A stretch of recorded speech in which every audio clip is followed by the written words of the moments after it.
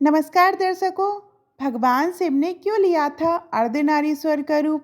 भोलेनाथ को शिवलिंग समेत कई रूपों में पूजा जाता है। शिव का ऐसा ही एक निर्मल स्वरूप है अर्धनारीश्वर। भगवान शिव के इस रूप में उनके साथ शक्ति भी है। माना जाता है कि भगवान शिव ने ये रूप ब्रह्मा जी के सामने लिया था।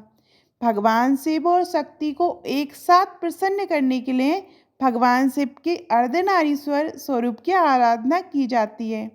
अर्धनारीश्वर स्वरूप का अर्थ है आदि स्त्री और आधा पुरुष। शिव के इस अर्धनारीश्वर स्वरूप के आधे हिस्से में पुरुष रूपी शिव का वास है, तो आधे हिस्से में स्त्री रूपी शिवा यानी शक्ति का वास है। भगवान का ये रूप संकेत दिया जाता है कि स्त्री और पुरुष एक ही सिक्के के दो पहलू हैं और दोनों एक दूसरे के बिना अधूरे हैं। इन दोनों में से किसी भी एक के बिना सृष्टि की कल्पना नहीं की जा सकती। पौराणिक कथा के अनुसार ब्रह्मा जी को सृष्टि के निर्माण का जिम्मा सौंपा गया था। जब ब्रह्मा जी ने सृष्टि के निर्माण का काम शुरू किया, तब उनको ज्ञात हुआ कि उनकी ये जो सारी रचनाएं हैं जीवनोपरांत नष्ट हो जाएंगी और हर बार उन्हें नए सिरे से सर्जन करना होगा। उनके सामने ये बहुत बड़ी दुविधा थी कि इस तरह से सृष्टि की वृद्धि कैसे होगी। काफ़ी सोच विचार करने के बाद ब्रह्मा जी भगवान शिव के पास पहुँचे। ब्रह्मदेव के अनुरोध पर शिव जी ने स्त्री पुरुष दोनों की उत्पत्ति के लिए ये रूप धरा।